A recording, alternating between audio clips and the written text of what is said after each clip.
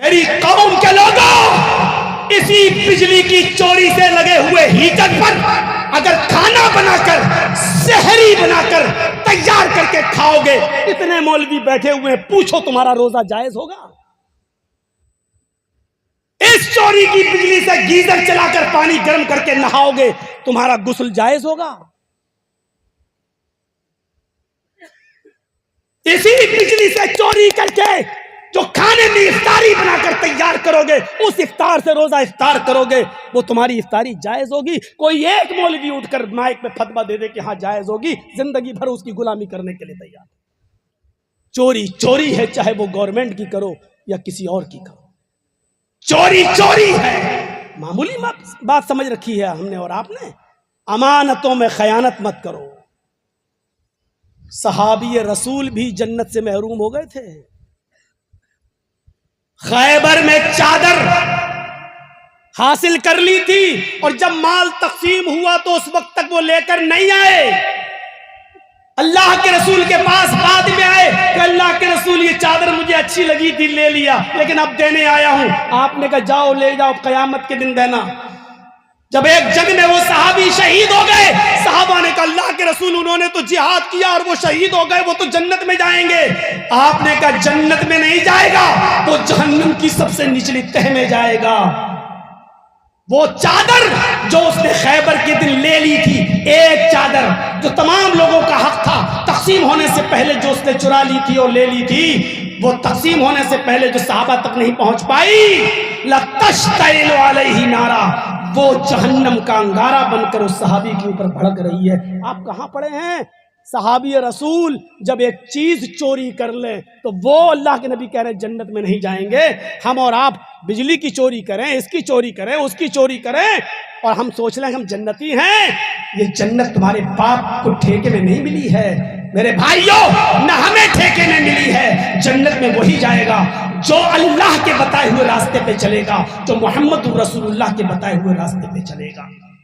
وعافنی، اللہ ابھی دعا پوری نہیں ہوئی ہے۔ وعافنی، اللہ مجھے عافیت عطا فرما۔ عافیت جانتے ہو کیا ہے؟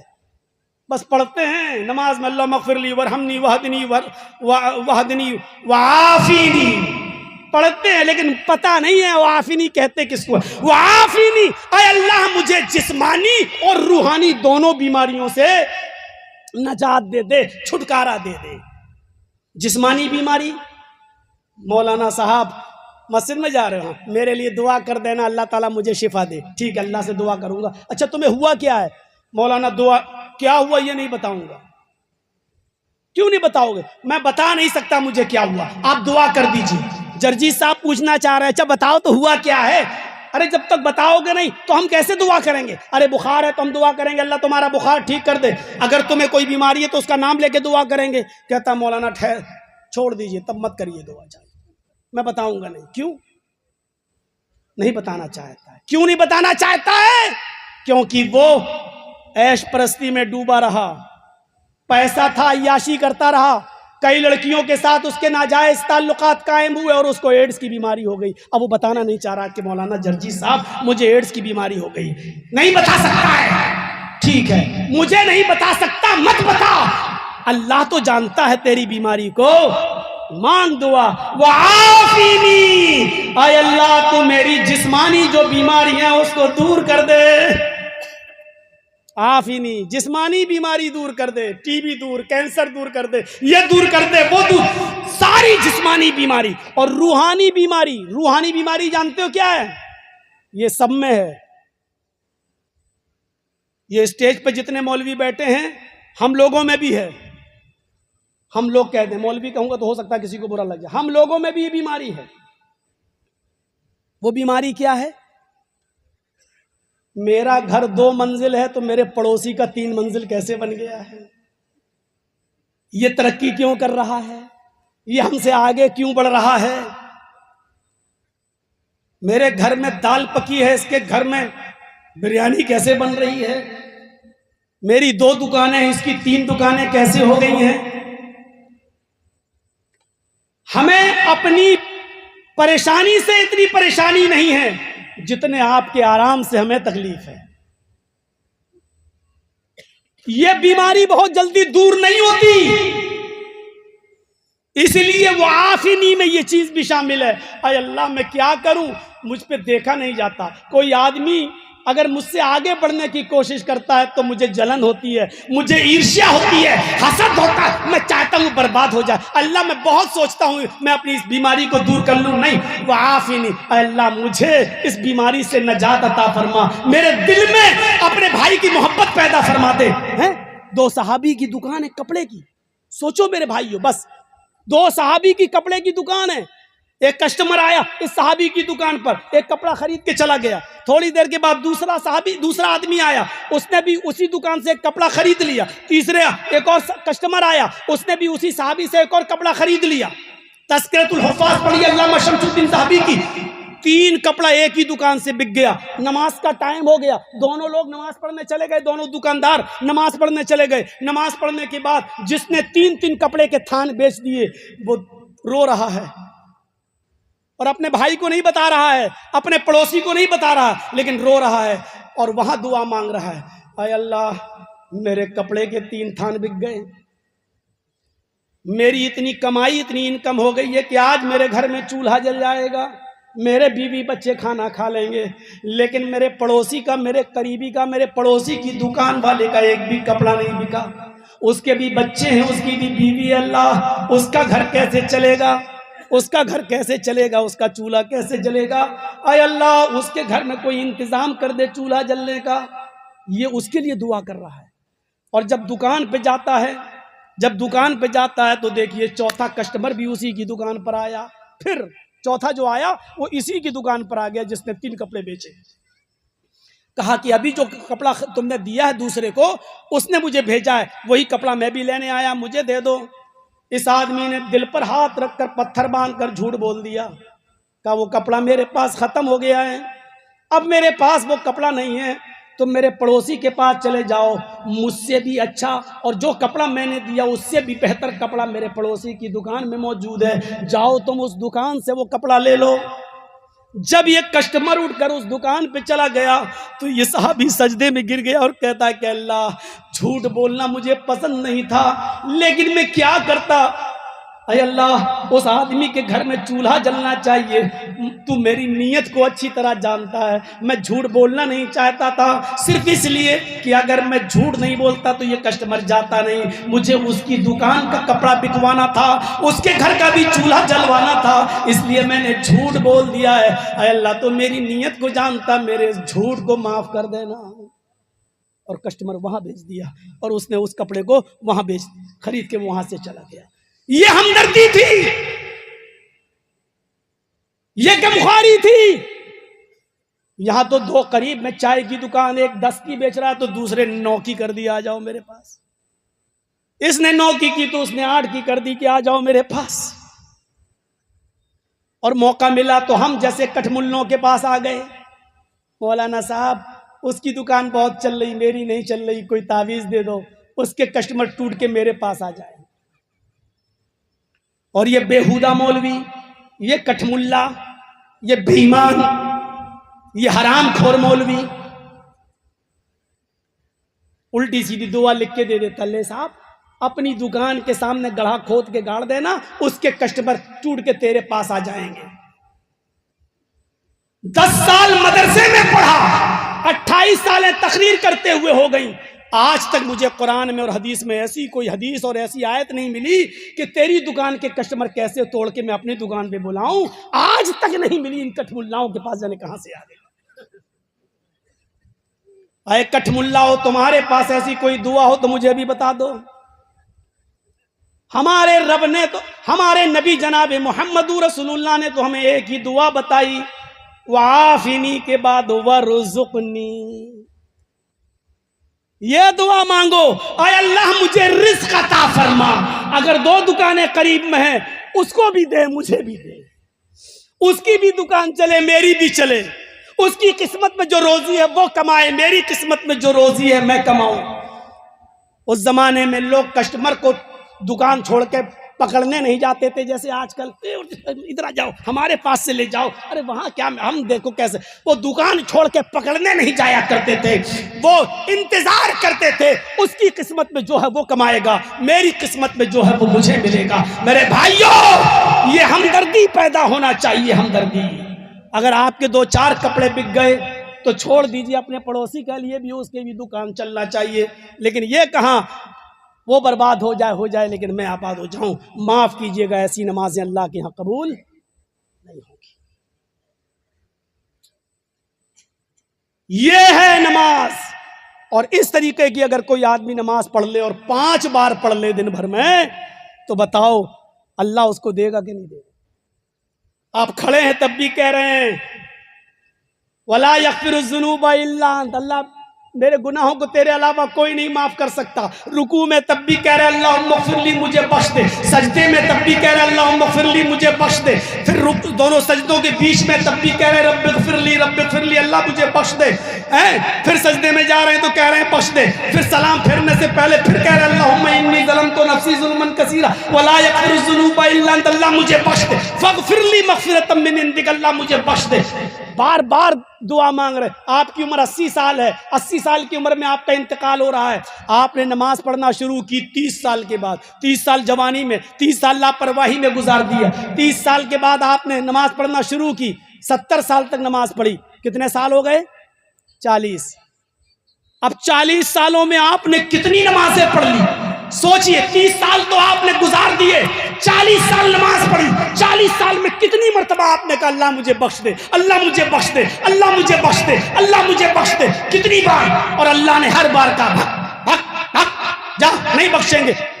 اگر پوری آپ کی 70 سال کی زندگی میں ایک بھی بار اگر میرے رب کو رحم آ گیا اور اس نے اگر یہ کہہ دیا کہ میرے بندے جا میں نے تجھے بخش دیا، ہمارا بیڑا پار، ہم جنت کے مستحق، ایک بار بھی اگر اس نے کہہ دیا، جرجیت صاحب کے پاس کوئی بھکاری آیا اللہ کے نام پہ دے دے، ہٹا کھٹا تندرست، جا رہا ہے، 1 گھنٹے بعد پھر آ گیا، ارے دے دیجئے صاحب بہت پریشان ہے، ارے بہت مجبوری ہے، پھر آ گیا تو مانگنے، اٹھاؤں جوتا، پھر بھگا دیا۔ پھر 1 گھنٹے کے بعد پھر آ گیا، جوتا بھاگ رہا کہ نہیں بھاگ رہا، کمینے بار بار آ رہا ہے۔ پھر 1 گھنٹے کے بعد آ گیا، مولانا صاحب میرے بچے بھوکے ہیں، آپ یقین نہیں مانتے تو گھر پہ جا کے دیکھ لیجئے، میرے بچوں کے پاس کھانا نہیں، ارے 100 روپے دے دیجئے مولانا صاحب، بھگایا۔ صبح سے لے کے شام تک مانگتا رہا، 12 گھنٹے 13 گھنٹے ہو گئے، 13 بار آ چکا۔ سوتے وقت پھر آ گیا، مولانا صاحب بچہ بیمار ہے، بخار، دے دیجئے صاحب، آپ 100 روپے دے دیں گے تو آپ کا کیا بگڑ جائے گا، دے دیجئے۔ یہ کمینہ رات بھر پریشان کرتا رہے گا، پکڑا، اٹھایا، 100 کا نوٹ نکالا، لے بھاگ، چل جا جا۔ میرے بھائیوں، پورا دن اس سے ناراض رہا، لیکن بار بار اس کے مانگنے پر رحم آ ہی گیا اور اس کو دے دیا، وہ چلا گیا۔ آپ نے اتنے گناہ کیے کہ آپ کے گناہوں کو دیکھ کر آپ کا رب دھتکارتا رہا، نہیں نہیں نہیں جا۔ لیکن 70 اور 80 سال کی زندگی میں اس نے کہا میرے بندے اگر میں تجھے معاف نہیں کروں گا تو تجھے کون کرے گا، میرے علاوہ تیرا ہے کون، جا میں نے تجھے بخش دیا، جا میں نے تجھے معاف کر دیا۔ اگر ایک بھی بار اس نے کہہ دیا میرے بھائیوں تو ہمارا بیڑا پار ہو جائے گا، ہم جنت کے مستحق ہو جائیں گے۔ اپنے رب کو منائیے، اپنے روٹھے ہوئے رب کو راضی کیجئے، نمازوں کی پابندی کیجئے، لوگوں کے ساتھ اچھا سلوک کیجئے، اور اپنے بچوں کو پڑھائیے لکھائیے، ایجوکیشن دیجئے، بہترین تعلیم دیجئے، کیونکہ میرے بھائیوں تعلیم ہی سب سے بڑا ہتھیار ہے۔ دنیا میں سب سے افضل انسان سید الانبیاء، امام الانبیاء، امام کائنات محمد الرسول اللہ صلی اللہ علیہ وسلم، اور نبی اکرم کے بعد، رسول محترم کے بعد، رسول مکرم کے بعد، محمد الرسول اللہ کے بعد دنیا کی سب سے بڑی کوئی ہستی ہے، دنیا کا سب سے بڑا کوئی انسان ہے، دنیا کا سب سے عظیم کوئی ہستی، اس کا نام ہے ابو بکر صدیق رضی اللہ تعالی۔ نبی اکرم کے بعد سب سے بڑا مقام اگر کسی کا ہے تو وہ کس کا ہے؟ ابو بکر صدیق کا۔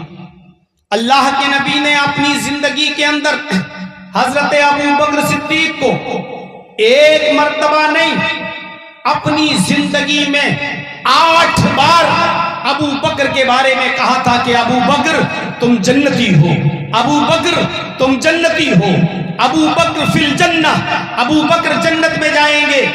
غور کیجئے، میرے نبی اپنی زبان مبارک سے اگر کسی کو صرف ایک بار جنتی کہہ دیں تو وہ جنتی ہے، لیکن جس کو نبی 8 مرتبہ کہہ رہے ہو کہ ابو بکر جنتی، غور کیجئے کہ وہ کتنا بڑا جنتی انسان ہے۔ لیکن یہ شخصیت جن کے بارے میں اللہ کے نبی نے یہاں تک کہا ہو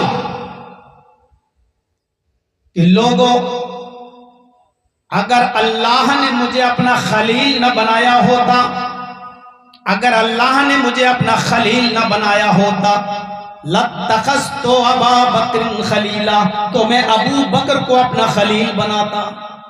خلیل ایک ہی ہوتا ہے اور اللہ مجھے اپنا خلیل بنا چکا ہے۔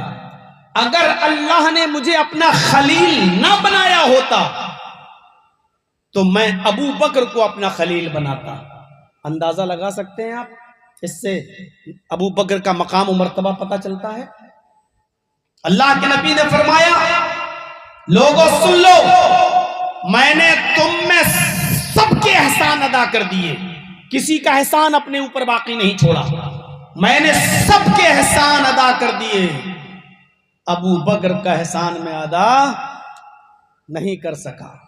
اس سے پتہ چلتا ہے کہ ابو بکر کا مقام کتنا بلند ہے۔ لیکن یہ ابو بکر صدیق اللہ کے نبی کے پاس آتے ہیں، پہلے مقام کو ذہن میں رکھیے گا، 8 بار جنت میں جانے کی بشارت۔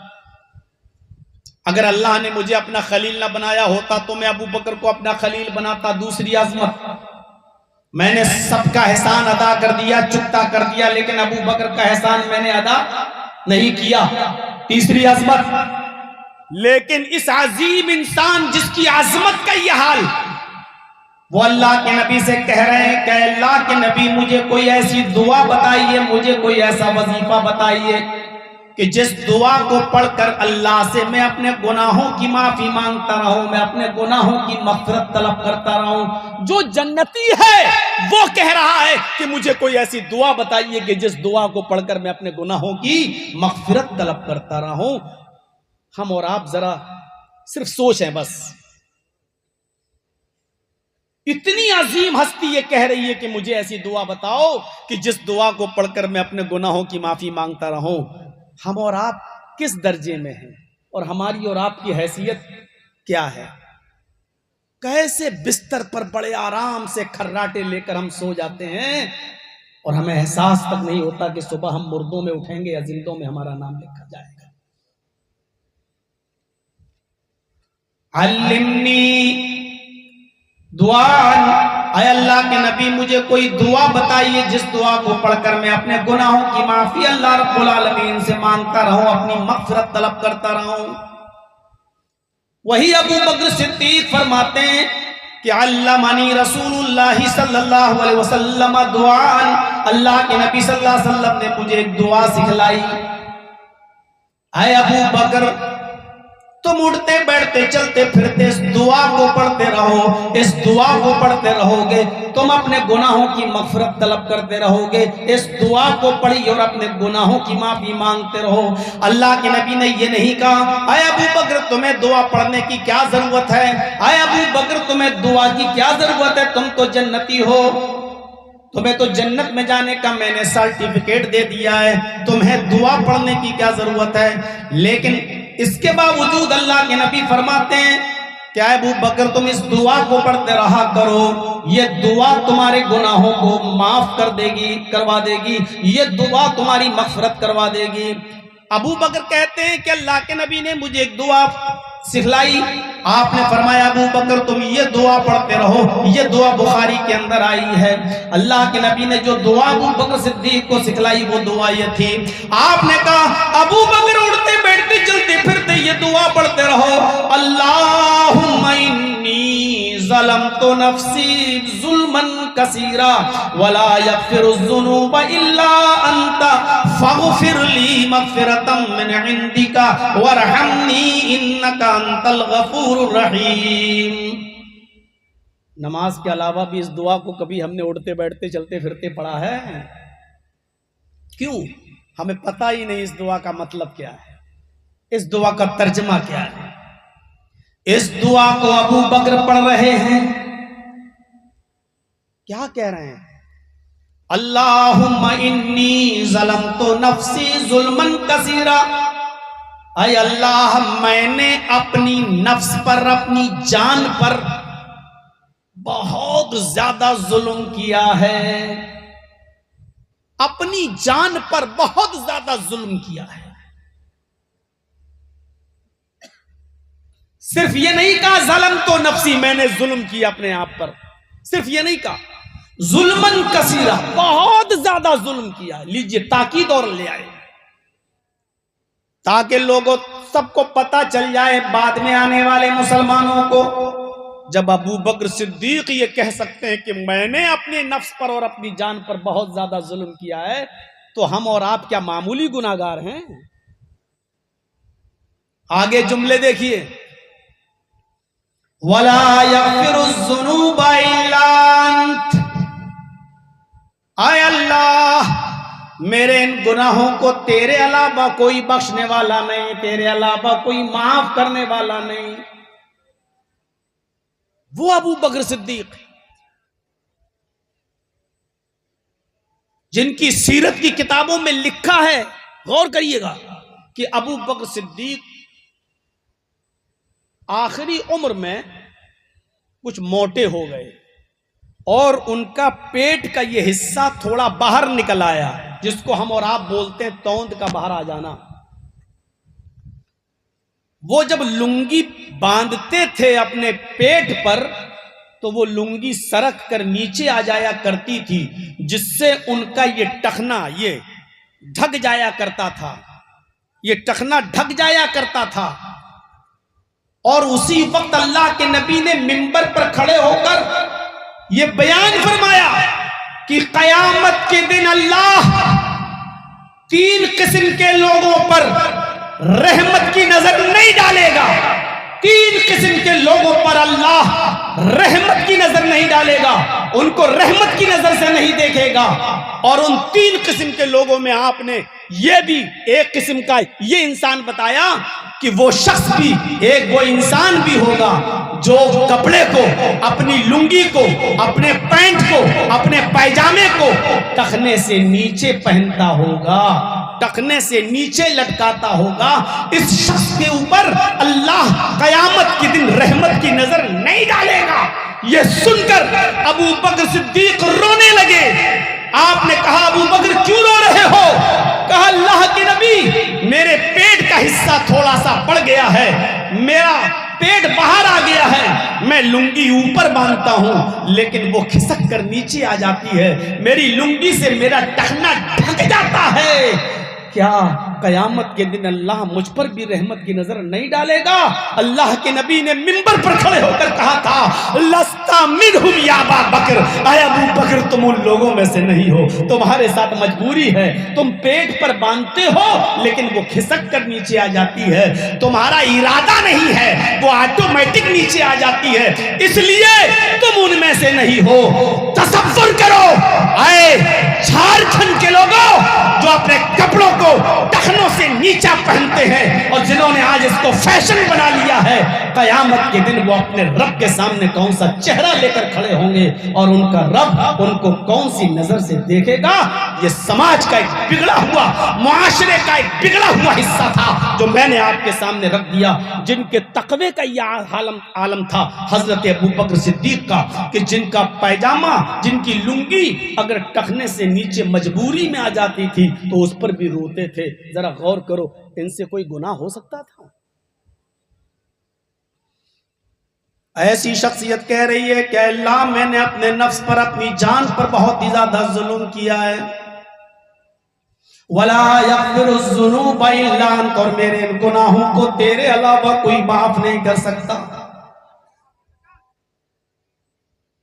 اور آگے دیکھو، فَاغْفِرْ لِي مَغْفِرَةً مِّنْ عِنْدِكَ، ایک ایک جملے میں کیسی تاثیر ہے، اس دعا میں کیسی کشش ہے، غور کرو۔ ہم اور آپ کتنی بھی عبادتیں کر لیں، کتنی بھی عبادتیں کر لیں، کیا ہماری عبادتیں ابو بکر کی عبادت کا مقابلہ کر سکتی ہیں؟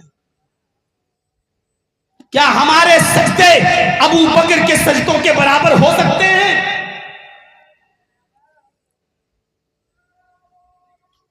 کتنی نمازیں پڑھی ہوں گی حضرت ابو بکر صدیق نے؟ نبی اکرم کی زندگی میں، نبی اکرم کی زندگی میں، سنیے گا، نبی اکرم کی زندگی میں حضرت ابو بکر صدیق کو نبی کی زندگی میں نبی کے مصلی پر کھڑے ہو کر 17 وقت کی نمازیں پڑھانے کا شرف حاصل ہے۔ نبی کی زندگی میں حضرت عمر کو یہ شرف حاصل نہیں، عثمان غنی کو یہ شرف حاصل نہیں، حضرت علی کو یہ شرف حاصل نہیں۔ بستر پر بیمار ہیں، لیٹے ہیں، حضرت عائشہ کہہ رہی اللہ کے نبی نماز کا وقت ہو گیا ہے، آپ اٹھتے ہیں، وضو بناتے ہیں، غشی طاری ہو جاتی ہے، بے ہوش ہو جاتے ہیں، 3 مرتبہ آپ بے ہوش ہو گئے، آپ کے دیوانے آپ کے منتظر ہیں، کون نماز پڑھائے؟ آپ نے فرمایا مرو ابا بکر فلیصلی بالناس، عائشہ لوگوں میں اعلان کر دو ابو بکر میرے مصلی پر کھڑے ہو کر نماز پڑھائے۔ حضرت عائشہ نے کہا اللہ کے نبی میرے باپ کا دل بہت کمزور ہے، آپ کے مصلی پر کھڑے نہیں ہو سکتے ہیں، کسی اور کو حکم دے دیجئے کہ وہ آپ کے مصلی پر کھڑے ہو کر نماز پڑھا دے۔ اللہ کے نبی نے سختی سے کہا عائشہ نہیں، اب اللہ و رسول، اللہ نے بھی منع کر دیا، اس کا رسول بھی منع کر رہا ہے، اگر میری زندگی میں میرے مصلی پر اگر کوئی کھڑا ہوگا تو وہ ابو بکر ہوں گے، کوئی دوسرا کھڑا نہیں ہو سکتا۔ اندازہ لگا سکتے ہیں مقام و مرتبے کا؟ اتنی عظیم ہستی جس نے نبی کے زمانے میں بھی نماز پڑھائی ہو، ان کی نمازوں کا معیار کیا ہوگا؟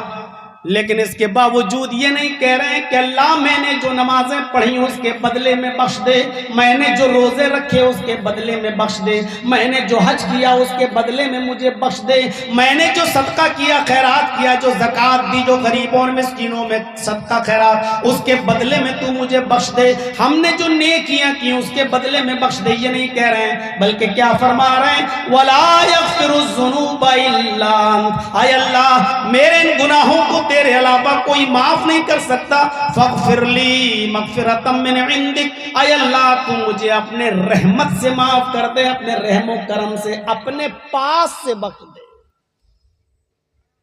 ہم نماز پڑھ رہے ہیں، کیا معلوم ہماری عبادتیں قبول ہو بھی رہی ہیں نہیں ہو رہی؟ 100 کی جگہ 1000 وصول کر کے آ رہے ہو، جھوٹ پر کاروبار کر کے آ رہے ہو، اور آ کے مسجد میں کھڑے ہو گئے اللہ اکبر، السلام علیکم ورحمۃ اللہ، السلام علیکم، سارے گناہ معاف۔ ادھر تو نے دعا کی اللہ مجھے بخش دے، ادھر سلام پھیرا، اوپر سے آواز آتی ہے مطعمہ حرام ومشربہ حرام وملبسہ حرام وغذی بالحرام فأنا یستجاب لذلک۔ آئے فرشتوں میرا بندہ کہہ رہا ہے مجھے یہ دے دے، مجھے یہ دے دے، مجھے یہ دے دے، مجھے یہ دے دے، میں چاہتا ہوں اس جو مانگ رہا ہے میں سب کچھ دے دوں، لیکن جو کھا کر آیا ہے وہ حرام کا، جو پی کر آیا ہے وہ حرام کا، جو پہن کر آیا ہے وہ حرام کا، اس کے جسم میں اس کی باڈی میں جو خون دوڑ رہا ہے وہ حرام مال کا۔ اے فرشتوں تم ہی بتاؤ اس کی دعا میں سنوں تو کہاں سے سنوں؟ فَأَنَّا يُسْتَجَابُ لِذَلِكَ، اس کی دعا قبول کروں تو کیسے کروں؟ میں پاک ہوں، یہ سراپا ناپاک ہے، میں کیسے اس کی دعا قبول کروں؟ مولانا نماز پڑھتے ہیں پھر بھی مصیبتیں آ رہی ہیں، کبھی اپنے حالات پر، اپنے رزق پر، اپنی روزی پر، اپنے کاروبار پر، اپنے بزنس پر کبھی غور بھی کیا؟ فاغفر لی مغفرۃ من عندک، اے اللہ اپنے رحم و کرم سے تو مجھے معاف کر دے۔ वरहमनी, और मुझ पर रहम फरमा दे। वरहमनी, मुझ पर रहम फरमा। जब तक अल्लाह रहम न फरमाए तब तक हमारी बख्शिश हो पाएगी? वरहमनी, अल्लाह तो मुझ पर रहम फरमा। इन्नका अंतल गफूरुर रहीम, तू बहुत ही ज्यादा बख्शने वाला भी है और बहुत ज्यादा रहम करने वाला। ये दुआ पढ़ा करते थे अबू बकर सिद्दीक, जिनके मकाम और मर्तबे का एक मुख्तसर सा खाका मैंने आपके सामने खींचा। सुबह से लेके शाम तक हम 5 वक्त की नमाज पढ़ते हैं, 5 वक्त की। ये नमाजें ही अगर हम कायदे से पढ़ लें, कायदे से, तो हमारी मग़फ़िरत हो जाए, अल्लाह हमें बख्श दे। क्योंकि इन नमाजों में क्या है, गौर कीजिए आप। आइए, दिल चाहता है कि आज आपको नमाज में क्या चीज है, आज एक छोटा सा नक्शा मैं आपके सामने रख दूं, उससे आपको अंदाजा लगेगा। क्या हम ऐसी नमाज पढ़ते हैं? आप सुबह उठे, वजू बनाया, मस्जिद में गए, नमाज पढ़ना शुरू की,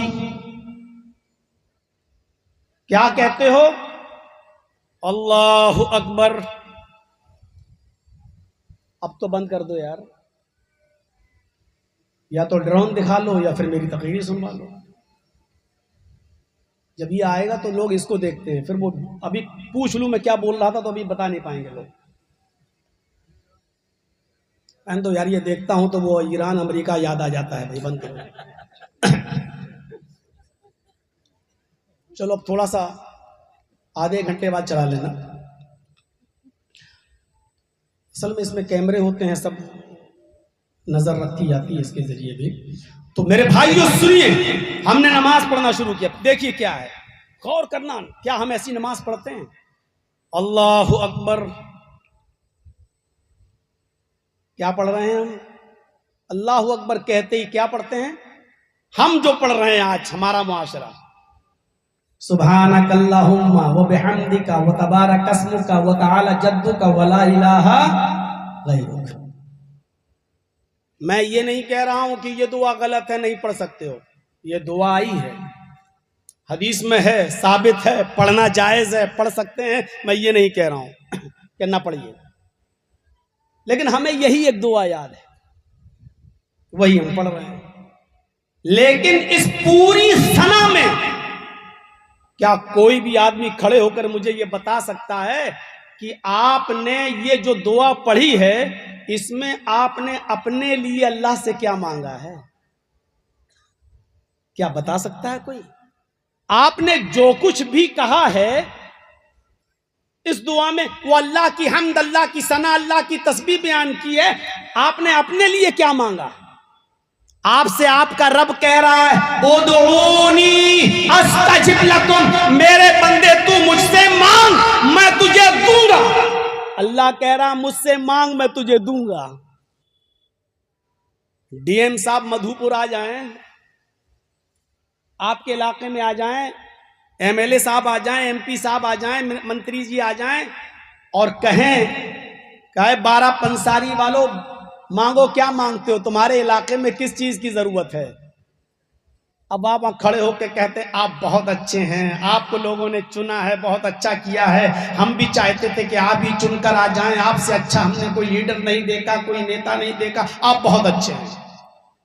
उसने कहा अच्छा ठीक है, जरूरत क्या? नहीं, आप बहुत अच्छे हैं, आपका कोई जवाब नहीं है, आपका कोई तोड़ नहीं है। उसने कहा ठीक है भाई, तो मैं जरूरत ही नहीं तो हम क्या दें, तुम मांग ही नहीं रहे हो। आप उसी की तारीफ किए जा रहे हो।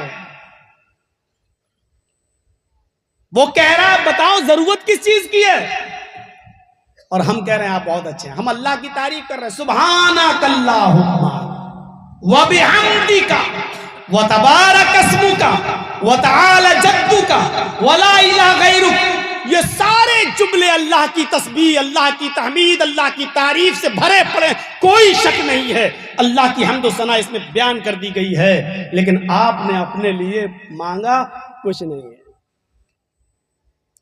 اللہ کے نبی کیا پڑھا کرتے تھے؟ بخاری پڑھیے، اللہ اکبر، یہ دعا یاد کر لو. نماز بھی ابھی ہماری قاعدے کی نہیں ہے. پھر کہتے ہو اللہ سنتا نہیں ہے. تم مانگ کیا رہے ہو؟ تم مانگ کیا رہے ہو؟ اللہ کے نبی کیا پڑھتے تھے؟ دیکھیے، اللہ اکبر، اللہم باعد بینی و بین خطایای کما بعدت بین المشرق والمغرب، اللہم نقنی من الخطایا کما ینقی الثوب الابیض من الدنس. دعا یاد ہے؟ ابھی اور ہے، میں نے آدھی پڑھی ہے. نماز شروع کرتے ہی آپ جو کچھ بھی مانگ رہے ہیں، مانگنا شروع کر دیا آپ نے اپنے رب سے. یہ اللہ کے رسول نے بتایا ہے اور آپ پڑھتے تھے. تعریف ہو گئی اللہ کی، اللہ اکبر، اللہ سے بڑی کوئی ذات نہیں ہے. آپ نے قیام شروع کر دیا، اللہ کی تعریف بڑائی بیان کر دی، کبریائی بڑائی بیان ہو گئی. اب آپ اپنے لیے مانگ رہے ہیں، اللہم باعد بینی و بین خطایای کما بعدت بین المشرق والمغرب. ہماری ماں بہنیں سوچ رہی ہوں گی یہ مولوی کون سی دعا بتلا رہا ہے، آج تک تو ہمیں یاد ہی نہیں ہے. تو وہی پڑھتے تھے باپ دادا کے زمانے سے، سبحانک اللہم و بحمدک و تبارک اسمک و تعالی جدک و لا الہ غیرک. پھر سن لو، میں اس دعا کو غلط نہیں کہہ رہا ہوں. میں جب مسجد میں جماعت کے ساتھ نماز پڑھتا ہوں تو میں یہ دعا پڑھتا ہوں، اللہم باعد بینی و بین خطایای. اور جب اکیلے نماز پڑھتا ہوں تو میں دونوں پڑھ لیتا ہوں، سبحانک اللہم و بحمدک و تبارک اسمک و تعالی جدک و لا الہ غیرک، اللہم باعد بینی و بین خطایای کما بعدت بین المشرق والمغرب. آپ اکیلے ہیں، جتنی لمبی پڑھنا چاہیں پڑھیے، دونوں دعائیں ثابت ہیں، یہ بھی پڑھ لیجئے وہ بھی پڑھ لیجئے، کیا حرج ہے؟ لیکن امام کے ساتھ اگر پڑھیں گے تو جب تک آپ یہ پڑھیں گے تب تک امام رکوع میں چلا جائے گا، جب تک آپ رکوع کی دعا پڑھیں گے امام رکوع سے اٹھ جائے گا، جب تک آپ رکوع کے اٹھنے کی دعا پڑھیں گے امام سجدے میں گھس جائے گا. آج کل تو مسجد کے امام بھی نماز تھوڑی پڑھاتے، کوے کی چونچیں اور کوے کی ٹھونگے مار رہے ہیں. اللہ اکبر، سبحان رب العلا، سبحان رب العلا، سبحان رب العلا، اللہ اکبر، اللہ اکبر. آج کل یہی سب ہو رہا ہے مسجدوں کے اندر. سوشل میڈیا پر ایک تراویح پڑھی ہوئی ہے، دیکھ لیجیے آپ. 1 منٹ کے اندر 10 رکعتیں. مذاق بنا رکھا ہے نماز کا بھی، قرآن کا بھی، تراویحوں کا بھی مذاق بنا رکھا ہے، مذاق. ذرا اندازہ لگائیے، آپ نماز پڑھیے، آپ اپنے رب سے بات چیت کر رہے ہیں. اللہ کے نبی فرماتے ہیں جب تک بندہ نماز میں ہوتا ہے وہ اپنے رب سے ملاقات کر رہا ہوتا ہے، اپنے رب سے بات چیت، مناجات میں اپنے رب سے بات چیت ہو رہی ہے. آپ ڈی ایم صاحب کے سامنے بات کریں گے، جلدی کریں گے. آپ M P M L A صاحب کے سامنے بات کریں گے، جلدی بات کریں گے.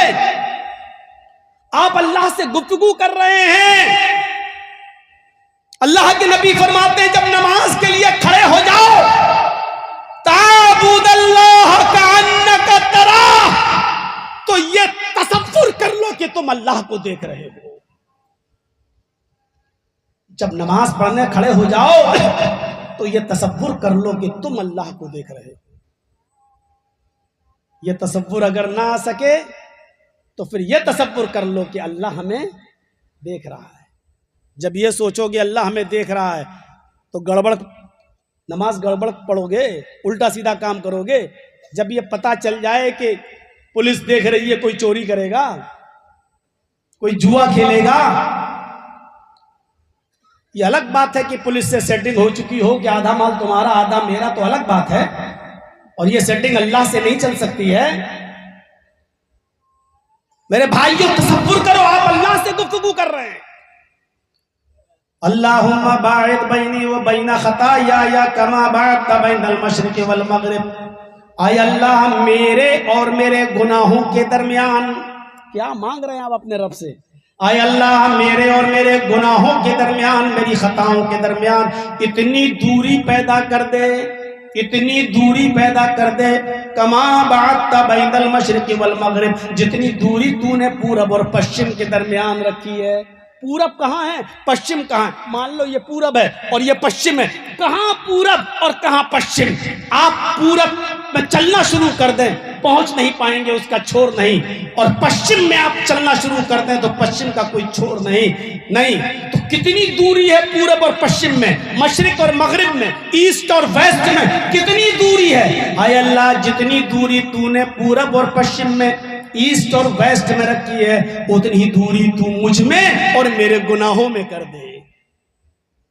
جس آدمی سے گناہ اتنے دور ہو جائیں کہ اس کے اور اس کے گناہوں کے درمیان پورب پشچم کے برابر دوری ہو جائے تو وہ گناہ کے قریب جائے گا یا گناہ اس کے قریب آئیں گے؟ اتنی دوری پیدا فرما دے۔ اے اللہ میرے گناہوں کو دھل دے، کما ينقى الثوب الابيض من الدنس۔ اے اللہ جیسے سفید کپڑے دھوبی کی بھٹی میں جانے کے بعد اس کی گندگی اور میل و کچیل صاف ہو جاتا ہے اور سفید کپڑا وائٹنس چمک آ جاتی ہے اور گندگی کا پتہ نہیں چلتا، اس طریقے سے تو میرا جسم گناہوں سے پاک و صاف کر دے۔ میرے جسم سے گناہ اس طرح دھل دے جیسے سفید کپڑے سے گندگی اور میل و کچیل تو دھل دیتا ہے، صاف کر دیا جاتا ہے اور کپڑے پر کوئی داغ و دھبا نظر نہیں آتا، ایسے ہی میری زندگی گناہوں سے بالکل صاف کر دے۔ کیا مانگ رہے ہیں آپ اپنے رب سے؟ چلیے یہ دعا ہو گئی، اب سورہ فاتحہ کا نمبر آ گیا۔ اعوذ باللہ من الشیطان الرجیم، بسم اللہ الرحمن الرحیم۔ پھر اللہ کی حمد و ثنا، گفتگو اللہ سے۔ الحمدللہ رب العالمین، اللہ کی حمد۔ الرحمن الرحیم، اللہ کی ثنا۔ مالک یوم الدین، اللہ کی بزرگی۔ ایاک نعبد و ایاک نستعین، بندے اور اللہ کے درمیان ایک عہد و پیمان، ایک اقرار، ایک معاہدہ۔ گفتگو ہو رہی ہے بندے کی اللہ سے۔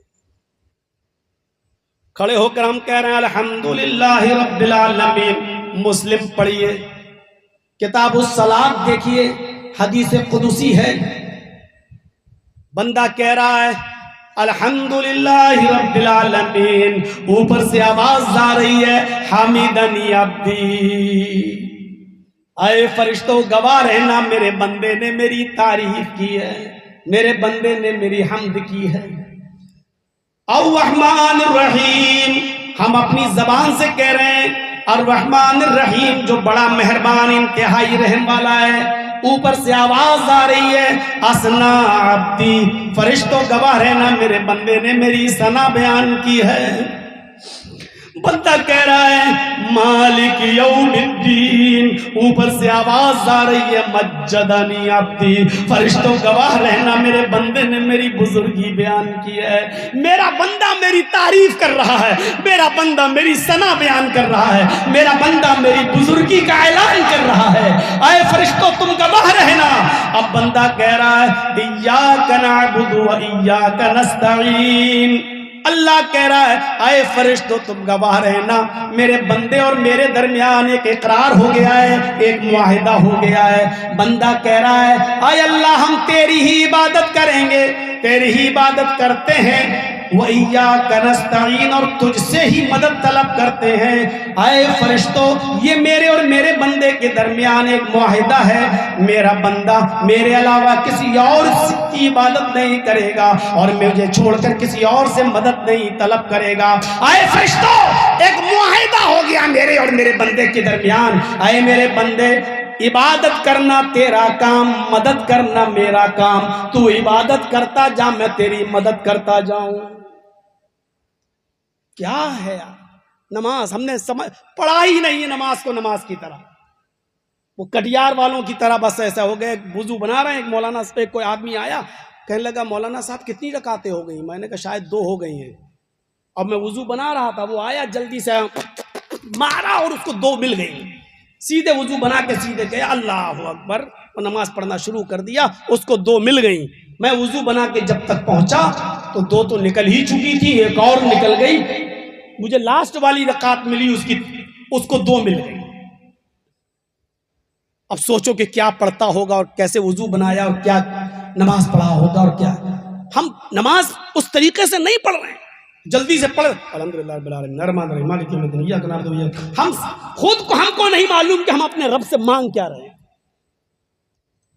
ایاک نعبد و ایاک نستعین, آئے اللہ ہم تیری ہی عبادت کرتے ہیں اور تجھ سے ہی مدد طلب کرتے ہیں. یہ آدھی آیت کا تعلق بندے سے ہے اور آدھی آیت کا تعلق اللہ سے. عبادت کون کرتا ہے؟ بندہ. اور مدد کون کرتا ہے؟ اللہ. گویا بندہ اقرار کر رہا ہے اے اللہ ہم عبادت کریں گے, اللہ وعدہ کر رہا ہم تیری مدد کریں گے. اور جس کی مدد اللہ کر دے اس کو کسی اور کی مدد کی ضرورت ہوگی. ہم نے ہتھوڑے مارنا چھوڑ دیا ہے, لیکن اشارے کرنا تھوڑی چھوڑے ہیں. آپ سمجھ گئے ہوں گے اللہ جس کی مدد کر دے اس کو کسی اور کی مدد کی ضرورت ہوگی. کسی اور میں سب کچھ آ گیا. میرے پیارے ساتھیوں تصور کیجئے, اس کے بعد بندہ اللہ کی تعریف کرنے کے بعد اپنے لیے مانگ رہا ہے اہدنا الصراط المستقیم, اے اللہ ہم کو صراط مستقیم پر چلا, سیدھے راستے پہ چلا, مجھ کو ہدایت عطا فرما. صراط الذین انعمت علیہم, اے اللہ مجھے ان لوگوں کے راستے پہ چلا جن کو تو نے اپنے انعام سے نوازا ہے. غیر المغضوب علیہم ولا الضالین, اے اللہ مجھے ان کے راستے پہ بالکل مت چلا جن کو تیرا غیظ و غضب اور غصے نے تباہ و برباد کر دیا, یعنی یہود و نصارہ جن کے اوپر تیرا عذاب نازل ہوا ان کے راستے پر ہم کو نہ چلا. آپ نے اپنے رب سے جو مانگا, اللہ کہتا فرشتوں گواہ رہنا میرے بندے نے جو مانگا میں نے اپنے بندے کو دے دیا. مانگو گے تو ملے گا نا. ماں سیریل دیکھ رہی ہے, بچہ پالنے میں جھول رہا ہے, ماں کو معلوم ہے اب بہت دیر ہو گئی بچے کو دودھ نہیں پلایا, لیکن پھر بھی ماں اس کو اٹھا کے دودھ نہیں پلائے گی. کیوں؟ بچہ بھی کھیلنے دو. جب بچہ روتا ہے تب ماں اٹھاتی اور اپنی پستان سے لگاتی ہے. کیوں؟ سمجھ گئی کہ بچہ رو رہا ہے, اب دودھ مانگ رہا ہے, ماں اٹھاتی اور پستان سے لگاتی ہے. ارے ہماری ماں جب روئے بغیر ہمیں دودھ نہیں پلا سکتی تو اللہ مانگے بغیر کیوں دے گا؟ اس کو معلوم ہے کہ تمہیں ضرورت ہے, وہ جانتا ہے کہ تمہیں کیا مانگنا ہے. تم مسجد میں آؤ گے بھی تو مانگو گے کیا, وہ جانتا ہے. ہم اپنے گھر سے نکلے مسجد کے لیے دعا مانگیں گے, اس کو معلوم ہے کہ ہم کیا مانگیں گے. وہ چاہے تو بغیر مانگے بھی دے سکتا ہے, لیکن وہ کہتا ہے میرے بندے تو مانگ, مجھے اچھا لگتا ہے تیرا مانگنا. اس کو معلوم ہے کہ کیا مانگو گے, لیکن پھر بھی کہتا ہے ادعونی استجب لکم, مانگ میں تجھے دوں گا. کیوں؟ اس کو اچھا لگتا ہے کہ اس سے مانگے. وہی در, ایسا در ہے اس کا جہاں کسی کی رسوائی نہیں ہوتی. جرجیت صاحب کہ بہنوئی, ایک مثال دے رہا ہوں, ناراض ہو گئے. آج جرجیت صاحب کے بیٹے یا بیٹی کی شادی ہے, بہنوئی ناراض ہے, پہنچ گئے صاحب منانے کے لیے, آ جائیے. اب آ گئے, ناک رگڑو, جھک رہے ہیں, ہاتھ جوڑ رہے ہیں. ہم نے بعض لوگوں کو دیکھا ہے عورتوں کو کہ وہ اپنے سر کے دوپٹے تک اتار کے رکھ دیتی, لیجیے ہم نے اپنی عزت اتار کے رکھ دی. اچھا لگتا ہے تم کو ایسا کروانے میں؟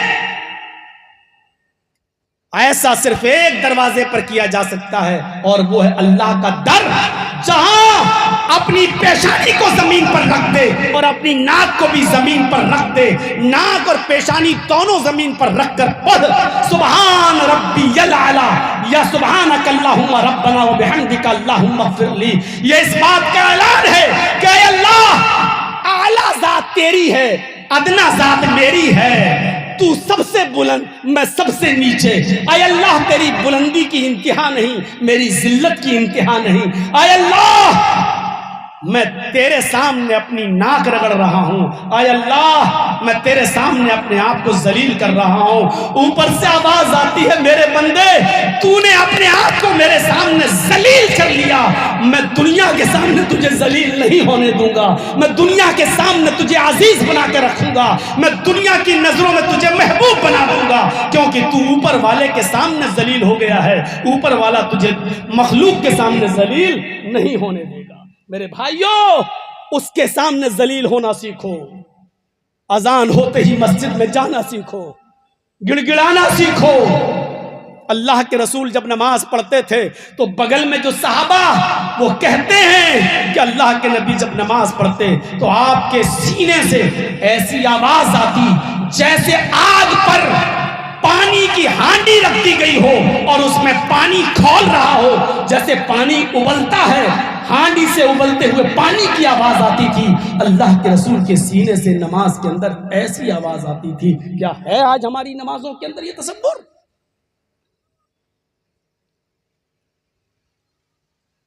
اللہ اکبر کہہ کر رکوع میں گئے، چلیے قیام ہو گیا، چھوڑیے آئیے آگے بڑھیے، دعا یاد کر لیجئے گا، اللہم باعد بینی و بین خطایا، مانگنا سیکھو اپنے رب سے۔ اب رکوع میں گئے، اللہ اکبر، رکوع میں ہم کیا پڑھ رہے ہیں؟ وہی ایک دعا جو ہمیں یاد ہے اور بچپن سے جو ہم نے سیکھی ہے، سبحان ربی العظیم، یہی پڑھتے ہیں نا؟ پھر سن لو، یہ دعا ناجائز نہیں ہے، یہ دعا پڑھنا غلط نہیں ہے، حدیث سے یہ دعا بھی ثابت ہے، آپ یہ دعا پڑھ سکتے ہیں، اس دعا کا انکار میں نہیں کر رہا ہوں، لیکن پھر وہی سوال، رکوع میں آپ نے کہہ دیا سبحان ربی العظیم، پاک ہے میرا وہ رب جو سب سے بڑا ہے، عظیم جو بلند ہے، جو بڑا ہے۔ آپ نے اپنے لیے کیا مانگا؟ پھر وہی میرا سوال، اب آپ نے شکل بدل لی ہے نا، آپ نے وہ حیت تو بنا لی تھی قیام میں پہاڑ، یسبح للہ ما فی السماوات و ما فی الارض، زمین و آسمان کی ساری چیزیں اللہ کی تسبیح بڑائی بیان کرتی ہیں۔ یہ درخت ہے نا، یہ پہاڑ ہے نا، یہ کھڑے ہیں نا، پہاڑ کھڑا ہے، درخت کھڑے ہیں، یہ کھڑا ہونا اور ہر وقت کھڑا رہنا یہی ان کی تسبیح ہے۔ اللہ نے ان کو کھڑا ہونے کا حکم دے دیا، یہ کھڑے ہیں، یہ کھڑے ہو کر اللہ کی تسبیح بیان کر رہے ہیں۔ یہ چار پیر والے جانور ہیں نا، بھینس، گائے، بیل، بکری، بھیڑ، دمبا، جانتے ہو یہ ان کی شکل؟ جب ہم رکوع میں چلے جاتے ہیں، رکوع میں تو ایک ویسی حیت بن جاتی ہے جیسے بیل کی ہے، جیسے گائے کی ہے، جیسے بکری کی ہے۔ تو بیل، گائے، بکری، بھینس، اونٹ، یہ بھی تو اللہ کی حمد و ثنا بیان کر رہے ہیں۔ رکوع کا مطلب بھی یہی ہے، قیام کی حالت میں اللہ میں نے تیری تعریف بڑائی بیان کر دی۔ پڑھیے زاد المعاد علامہ ابن القیم الجوزی کی، جب اللہ کی تعریف حمد و ثنا کبریائی بڑائی ہم نے کھڑے ہو کے بیان کر دی تو رکوع میں جانے کی ضرورت کیا تھی؟ کیونکہ دنیا میں ایسی مخلوق موجود ہے جو جانور ہے اور وہ جھک کر اللہ کی تسبیح بیان کر رہی ہے۔ ہو سکتا ہے اللہ کو ان درندوں، ان چرندوں کی تسبیح پسند ہو، ان کا ذکر کرنا پسند ہو، تو اللہ کے رسول نے رکوع بھی کر لیا اور رکوع کر کے یہ ثابت کر دیا، آئے اللہ دنیا میں اگر تیری ایسی مخلوق ہے جو جھک کر تیری عبادت میں لگی ہوئی ہے، تسبیح بیان کر رہی ہے، تو دیکھ میں نے بیل، بکری اور بھیڑ اور دمبے کی طرح بھی شکل بنا لی ہے۔ اے اللہ اگر تجھے ان کی عبادتیں پسند ہے تو تیرا یہ بندہ محمد اس شکل میں بھی تیری تسبیح بڑائی بیان کر رہا ہے، تجھ سے دعا مانگ رہا ہے، اے اللہ میری اس عبادت کو قبول فرما لے۔ اللہ کے نبی رکوع میں جو دعا پڑھا کرتے تھے وہ دعا بخاری و مسلم میں آئی ہے، سبحانک اللہم ربنا و بحمدک اللہم اغفر لی۔ کتنا ٹائم لگے گا اس دعا کو یاد کرنے میں نوجوانوں؟ سبحانک اللہم ربنا، ہو گئی اللہ کی تسبیح بڑائی پاکی بیان، ہو گیا نا؟ اس کے بعد آپ اپنے لیے بھی اللہ سے مانگ لیجئے، اللہم اغفر لی، اے اللہ میری مغفرت فرما دے۔ آپ نے اپنے لیے بھی مانگ لیا۔ جب کھڑے تھے تو کیا کہا؟ وَلَا يَغْفِرُ الذُّنُوبَ إِلَّا، تیرے علاوہ کوئی میری مغفرت نہیں کر سکتا ہے۔ اب رکوع میں تب بھی آپ کہہ رہے ہیں اللہم اغفر لی، اللہ میری مغفرت فرما دے۔ دیکھیے دونوں جگہ آپ مانگ لیا۔ سمع اللہ لمن حمدہ پڑھ لیجئے، جو بھی دعا ہے، کئی دعائیں ہیں، ربنا لک الحمد بھی ہے، ربنا ولک الحمد بھی ہے، اللہم ربنا لک الحمد بھی ہے، اللہم ربنا ولک الحمد بھی ہے، ربنا لک الحمد حمدن کثیرا طیبا مبارکا فی بھی ہے، اللہم ربنا ولک الحمد حمدن کثیرا طیبا مبارکا فی بھی۔ یہ ساری دعائیں ہیں، کوئی ایک دعا بھی آپ پڑھ سکتے ہیں، پڑھ لیجئے۔ اس کے بعد آپ چلے جائیے سجدے میں۔ جب آپ سجدے میں گئے تو سجدے میں بھی اللہ کے نبی یہی دعا پڑھا کرتے تھے، سبحانک اللہم ربنا وبحمدک اللہم اغفر لی۔ سبحان ربی الاعلیٰ بھی پڑھ سکتے ہو، یہ بھی جائز ہے، میں یہ نہیں کہہ رہا ہوں کہ غلط ہے، وہ بھی جائز ہے۔ سبوح القدوس رب الملائکۃ والروح، یہ دعا بھی ہے، ثابت ہے دعائیں، لیکن مجھے جو سب سے بہتر اور اچھی دعا لگتی ہے جس میں ہم اپنے لیے بھی اللہ کی حمد و ثنا کے بعد مانگ لیں تو وہ دعا ہمیں اور زیادہ اچھی لگتی ہے۔ اللہ کے نبی یہ دعا پڑھا کرتے تھے، سبحانک اللہم ربنا وبحمدک اللہم اغفر لی۔ سبحانک اللہم، یہ اللہ کی پاکی بیان ہو گئی ہے، وبحمدک یہ اللہ کی حمد بیان ہو گئی ہے، اور اللہم اغفر لی، اے اللہ مجھے بخش دے، یہ اپنے لیے بھی دعا مانگ لی۔ سجدے میں بھی مانگ لو۔ چھپکلی چپکی ہوتی ہے زمین سے، چیونٹی زمین سے چپک کر چلتی ہے، دیکھا آپ نے؟ جھینگر زمین سے چپک کر چلتا ہے، سانپ زمین پر رینگ کر چلتا ہے۔ بہت سی مخلوق دنیا میں ایسی ہے جو زمین سے بالکل چپک کر چلتی ہے۔ اے اللہ اگر تجھے ان کی تسبیح زیادہ پسند ہے، ان کی عبادتیں زیادہ پسند ہے، تو دیکھ سجدے میں نے وہ شکل بھی بنا لی، میں زمین سے چپک گیا، میرے دونوں ہاتھ زمین پر، میری ناک زمین پر، میری پیشانی زمین پر، میرے گھٹنے زمین پر، میرے دونوں پیر زمین پر۔ اے اللہ اگر تجھے کائنات کی اس مخلوق کی عبادت و تسبیح زیادہ پسند ہے تو تیرے اس بندے محمد نے یہ تسبیح، یہ شکل بھی بنا لی ہے اور زمین سے وہ چپک بھی گیا ہے۔ اے اللہ میرے اس حالت میں کی جانے والی تسبیح کو قبول فرما لے، اور جو دعا مانگ رہا ہوں اس کو قبول فرما لے۔ میرے بھائیوں غور کرو، اب رکوع میں بھی آپ نے وہ دعا مانگ لی، سجدے میں بھی مانگ لی، اور قیام میں بھی مانگ لی۔ سجدہ کر کے اٹھے، سجدہ کر کے اٹھے، سبحانک اللہم ربنا وبحمدک اللہم اغفر لی 3 بار پڑھ لیجئے، 4 بار بھی۔ سن لیجئے، ایک چیز اور بتا دوں آپ کو، بہت غور سے سنیے گا۔ 3 بار تک تو گنتی آپ یاد رکھ سکتے ہیں، سبحان ربی العظیم، سبحان ربی الاعلیٰ، یہ 3 بار تک تو آپ یاد رکھ سکتے ہیں، اور 3 بار تک تو آپ گنتی گن سکتے ہیں صحیح سے۔ لیکن اگر آپ کو زیادہ پڑھنا ہے تو یہ حدیث بالکل ضعیف ہے، 5 بار، 7 بار، 9 بار، یہ حدیث ضعیف ہے۔ آپ کو جو پڑھنا ہے 3 بار تک تو آپ یاد رکھ سکتے ہیں، سبحان ربی العظیم، سبحان ربی العظیم، سبحان ربی العظیم۔ اس کے بعد آپ کو پھر گنتی یاد رکھنے کی ضرورت نہیں، 4، 5، 6، 7، 8، 9 جتنے بھی بار ہو جائے آپ پڑھ سکتے ہیں، پڑھیں۔ تو ادھر سنیے، اب آپ نے سبحان ربی الاعلیٰ یا سبحانک اللہم ربنا وبحمدک اللہم اغفر لی پڑھ لیا۔ اس کے بعد جب آپ اٹھے اللہ اکبر، اب آپ کیا پڑھیں گے؟ دوسرے سجدے میں جانے سے پہلے، دوسرے سجدے میں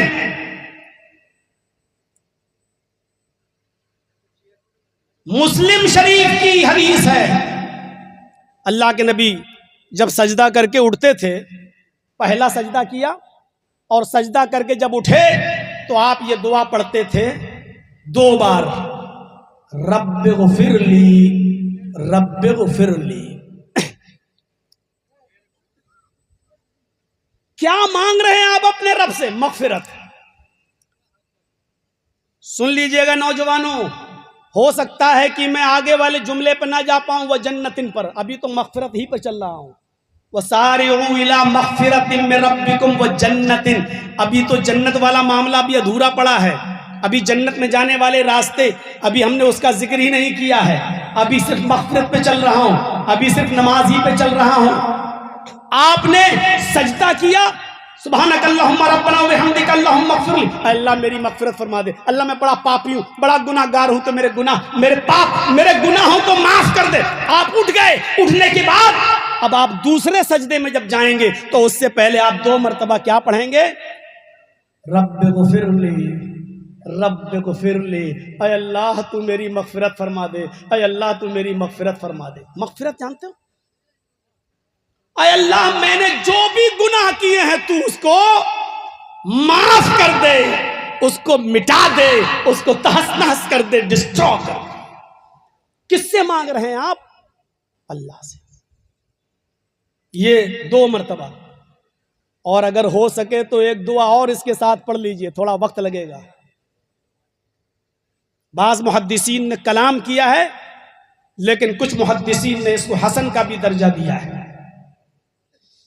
दोनों सजदों के बीच में अल्लाह के नबी ने यह दुआ भी साबित है, आप पढ़ते थे, अल्लाहुम्मा ग़फ़िरली वरहमनी वहदीनी वआफ़िनी वरज़ुक़नी।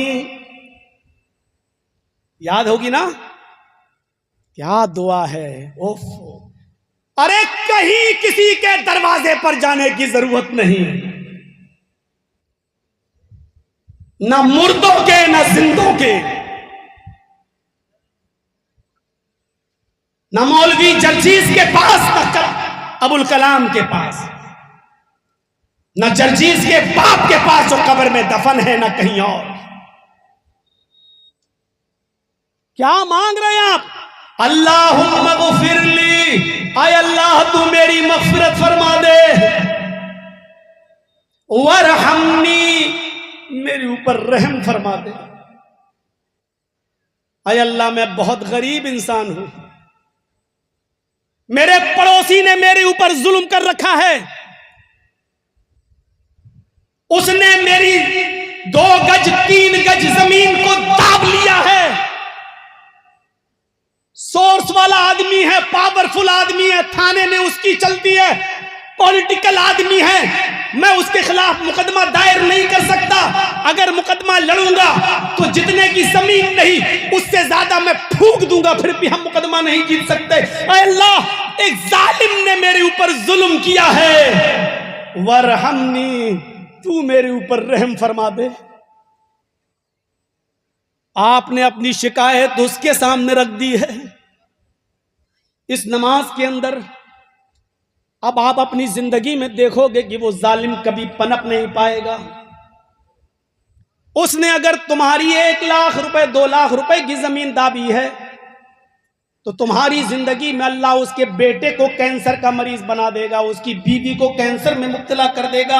उसने तुम्हें 2 लाख का नुकसान पहुंचाया, अल्लाह उसका 15 लाख का 20 लाख का नुकसान इसी दुनिया में तुम्हारी आंखों के सामने उसको पहुंचा देगा, क्योंकि तुमने उसके सामने अपनी शिकायत रख दी है। जो किसी की बद्दुआ को रायगा नहीं जाने देता है, उसके यहां इंसाफ मिलने में देर तो हो सकती है लेकिन अंधेर नहीं हो सकता। आपको मालूम है आपने अपने रब से क्या मांग लिया है? जो आप कोर्ट के दरवाजे पर नहीं मांग सकते हो मेरे दोस्तों, वो आपने अपने रब से मांग लिया। और कुदरत की मार बहुत खतरनाक मार होती है, बहुत खतरनाक मार होती है। इन्ना बत्शा रब्बिका लशदीद, तेरे रब की पकड़ बड़ी सख्त है। जब पकड़ता है तो कोई छूट नहीं सकता उसकी पकड़ से। अल्लाहुम्मा ग़फ़िरली, अल्लाह मुझे बख्श दे, वरहमनी, मेरे ऊपर रहम फरमा दे। सारा जमाना मेरे ऊपर जुल्म करता है, तू मेरे ऊपर रहम फरमा दे। वहदीनी, अल्लाह मुझे हिदायत दे दे। ये हिदायत की दुआ भी आप मांगिए नमाज में।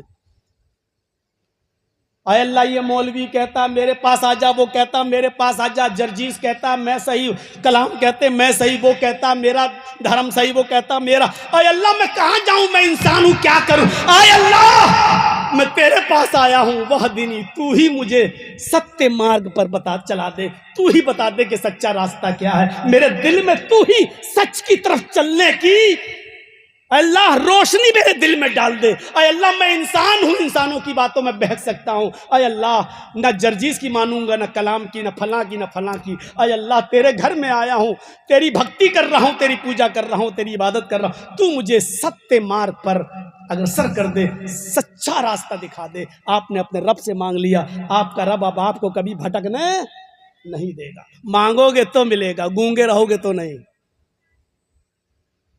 سمجھ گئے ہو نا؟ جو کہنا تھا کہہ دیا. سبحان ربی اللہ, سبحان ربی اللہ, سبحان ربی اللہ, اللہ اکبر. پھر ایک دم چلے جاؤ گے اللہ اکبر. کچھ مانگو گے نہیں تو کیوں ملے گا؟ بچہ روئے گا نہیں تو ماں دودھ کیوں پلائے گی؟ آپ نے مغفرت نہیں مانگی, آپ نے رحم کا سوال نہیں کیا, آپ رب سے ہدایت بھی نہیں مانگ رہے ہیں. وارحمنی, اللہ رحم فرما. وہدنی, مجھے ہدایت دے, سیدھے راستے پہ چلا.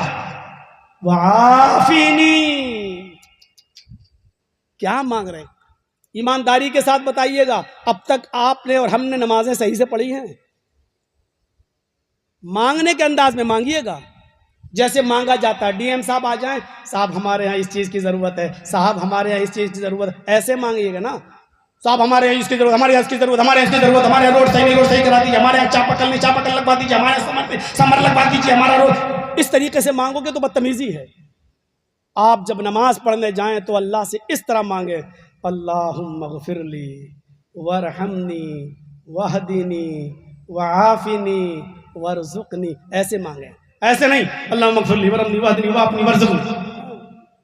یہ تو مذاق کر رہے ہیں آپ. ایسے نہیں, روتے ہوئے مانگی اللہم اغفر لی, لگے کہ ہم گناہ گار ہیں. جیسے صاحب پولیس والوں کے سامنے یا جج کے سامنے, صاحب غلطی ہو گئی, صاحب آئندہ ایسی غلطی اب نہیں ہوگی. انسان وہ غلطی ہو سکتی ہے. اللہ کے سامنے کھڑے تو اس انداز سے کہیے کہ واقعی اے اللہ کل بنی آدم خطاؤن, ہر آدم کا بیٹا خطا کار. خیر الخطائین التوابون, بہتر خطا کار وہ ہے جو اللہ سے توبہ کرنے میں جلدی کرے, اللہ سے چھما مانگنے میں جلدی کرے, اللہ کو منانے میں, اللہ کو راضی کرنے میں جلدی کرے. سب سے بہتر گناہ گار وہ ہے. اللہ بھی نہیں چاہتا کہ سارے کے سارے بندے بالکل فرشتے بن جائیں.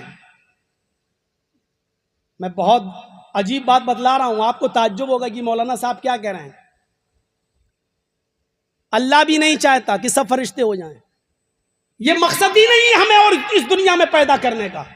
اللہ کے پاس ایسی مخلوق تو پہلے سے موجود تھی, فرشتے جو گناہ نہیں کر سکتے. اللہ کی بھکتی, اللہ کی عبادت کرنے میں ہر وقت لگے ہوئے ہیں. کیا فرشتوں کی کمی تھی؟ کیا عبادت کرنے والے فرشتے موجود نہیں تھے؟ تھے, لیکن فرشتے گناہ نہیں کر سکتے. جب گناہ نہیں کر سکتے تو ان کو توبہ کی ضرورت بھی نہیں ہے. اس دنیا میں اس نے ہمیں اور آپ کو اس لیے پیدا کیا کہ میرے بندو, ہم نے فرشتوں کو صرف نیک اور اچھے کام کرنے کے لیے پیدا کیا. وہ کر رہے ہیں. تمہیں اچھے بھی کام کرنے کی طاقت دی ہے اور برے کام کرنے کی بھی طاقت دی ہے, اور تمہیں بتا بھی دیا کہ یہ اچھا ہے, یہ برا ہے. تمہیں عقل بھی دے دی کہ یہ اچھا ہے, یہ برا ہے. کسی غریب کی مدد کرنا یہ اچھا ہے, شراب پینا برا ہے. کسی غریب کو کھانا کھلانا اچھا ہے, جوئے میں رقم ہارانا برا ہے. یہ عقل بھی تمہیں دے دی اور بتا بھی دیا. تمہیں اچھے کام کی بھی طاقت دے دی اور برے کام کی بھی طاقت دے دی. اب اللہ کے ڈر سے اگر تم برے کام کی طاقت ہونے کے باوجود اپنے آپ کو برے کام سے بچا لو تو تمہارا مقام اور تمہارا درجہ فرشتوں سے بھی اونچا ہے. کیونکہ تمہیں ہم نے گناہ کی طاقت دی تھی, لیکن تم نے اللہ کے ڈر سے گناہ کے قریب تم نہیں گئے. فرشتے اگر روزہ رکھ لیں تو کیا کمال ہے؟ اچھا بتاؤ, جبرائیل علیہ السلام روزہ رکھ لیں تو کوئی کمال ہے؟ وہ تو کھاتے ہی نہیں, پیتے ہی نہیں. فرشتے تو کھاتے ہی نہیں ہے, پیتے ہی نہیں ہے. اگر وہ دن بھر بھوکے پیاسے رہ لیں تو کیا کمال ہے؟ کوئی کمال ہے؟ کوئی کمال نہیں ہے. کمال تو یہ ہے کہ انسان بھوکا اور پیاسا رہتا ہے لیکن بھوک لگی ہے, کھانا نہیں کھا رہا ہے. کیوں؟ ابھی میرے رب کا حکم نہیں ہے. پیاس لگی ہے لیکن پانی نہیں پی رہا. کیوں؟ کیونکہ میرے رب کا حکم نہیں ہے. بھوک اور پیاس کو اپنے رب کے حکم سے چھوڑ دینا, برداشت کر لینا, یہ عبادت ہے. یہ اس بات کا اقرار ہے کہ اللہ دیکھ میں تیرا اتنا بڑا آگیاکاری ہوں، اتنا بڑا فرما بردار ہوں کہ تو نے ہمیں حلال چیزوں سے بھی روکا ہے 1 مہینہ، تو ہم 1 مہینے حلال چیزیں بھی چھوڑ دیتے ہیں، گوشت نہیں کھاتے، بیوی کے پاس نہیں جاتے، سبزی نہیں کھاتے، پانی نہیں پیتے، شربت نہیں، یہ حلال چیزیں، لیکن ہم نہیں، کیوں؟ تیرا حکم ہے، جب 1 مہینے تیرے حکم سے ہم حلال چیزیں چھوڑ سکتے ہیں تو 12 مہینے ہم حرام چیزیں کیوں نہیں چھوڑ سکتے ہیں؟ آج کے بعد اللہ میں وعدہ کرتا ہوں کہ جھوٹ نہیں بولوں گا، غیبت نہیں کروں گا، چغلی نہیں کروں گا، کسی کی برائی بیان نہیں کروں گا، حسد نہیں کروں گا، کینہ نہیں کروں گا، رشوت نہیں کھاؤں گا، یہ اے اللہ حرام کام، کسی کی ماں بہن بیٹی پر غلط نظر نہیں ڈالوں گا، یہ سارے حرام کام میں 12 مہینے اے اللہ میں دور رہوں گا۔ جب تیرے حکم سے حلال کام چھوڑ سکتا ہوں تو حرام کام کیوں نہیں چھوڑ سکتا؟